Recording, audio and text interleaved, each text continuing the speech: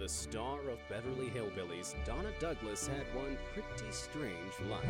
Believe it or not, she even ended up suing Disney for $200 million during her last days on Earth. But that's not all. She also had some major problems in her private life. Keep on watching to find out all about this unusual actress. Donna was brought up in a strict household. Born on September 26, 1932, Donna Douglas was raised in a strict Catholic family. In her youth, her parents sent her to a religious school where she started developing a passion for sports, mainly softball and basketball. However, she didn't just have the team spirit. Donna was gifted with the brains and the looks as well. Not only was she an honor student, but Donna was also Mrs. Baton Rouge and Miss New Orleans in 1957. After discovering that she was highly outgoing and had a good appearance, she moved to New York City to pursue a career in show business and started working as a model for toothpaste commercials.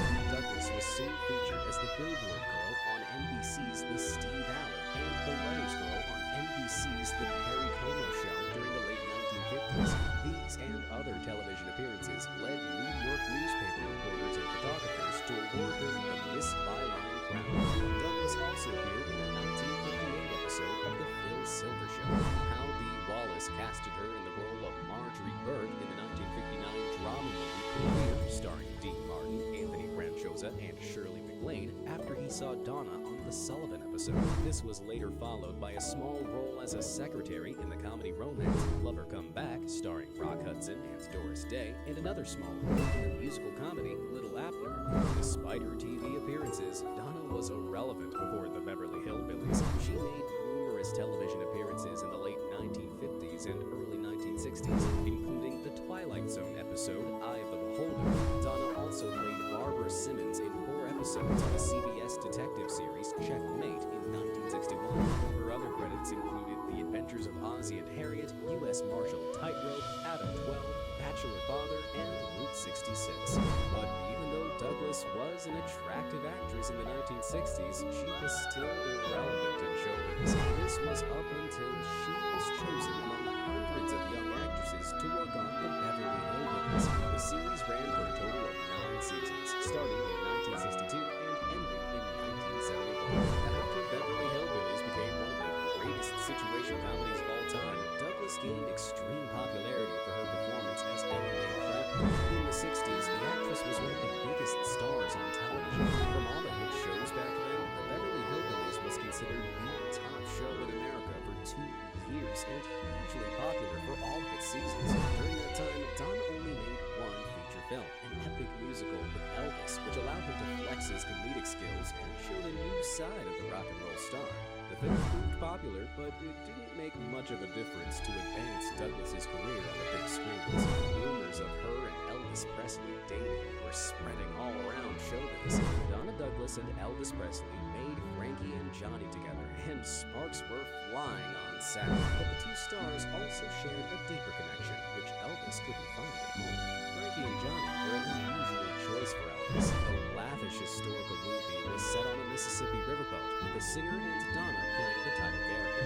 Frankie is blonde and does not take kindly to the arrival of the attractive redhead Nellie, played by Nancy Novak. Johnny, however, is a charmer but a hopeless gambler.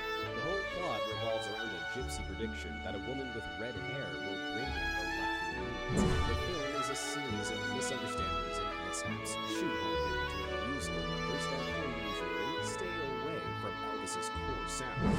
Although it is fun to see Elvis embrace the vaudeville tradition of comedic numbers like Petunia, the gardener's daughter, Frankie, Johnny was only a moderate hit at the box office and did not recoup its costs. During filming, however, Elvis found a kindred spirit in Donna.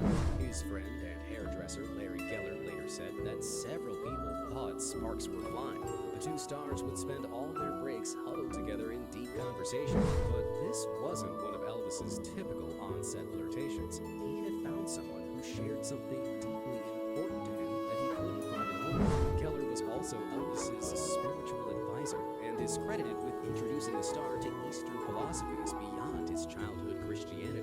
Keller even revealed that Elvis and Donna would get into some heavy spiritual conversations. They did have a lot in common, and several people thought that they were on their way to becoming a couple. Even though Elvis had a lot in common with Donna, he only regarded her Stewart. The actress, unfortunately, never managed to date him and form a relationship with the globally famous singer. Donna tried to get out of showbiz and into business, but failed instantly. With Max Baer Jr.'s refusal to participate and the 1973 death of Hillbillies co-star Irene Ryan, Douglas joined Buddy Ebsen and Nancy Culp in 1981 as the only original cast members to appear in the reunion movie Return of the Beverly Hillbillies. Douglas was a guest star on a number of other television programs, the subject of paper dolls, coloring books, and various toys during the height of the show's popularity. In 1992, Douglas and Baer attended Buddy Ebsen's 84th birthday celebration in Beverly Hills, California, and the following year, Douglas, Ebsen, and Max Baer reunited on The Jerry Springer Show, and for a final time in a CBS TV television special, The Legend of the Beverly Hillbillies. Outside of her acting career, Douglas received her real estate license after the Beverly Hillbillies finished production. She did not work in that field long, however, as she remained in show business and got deeply distracted on different projects.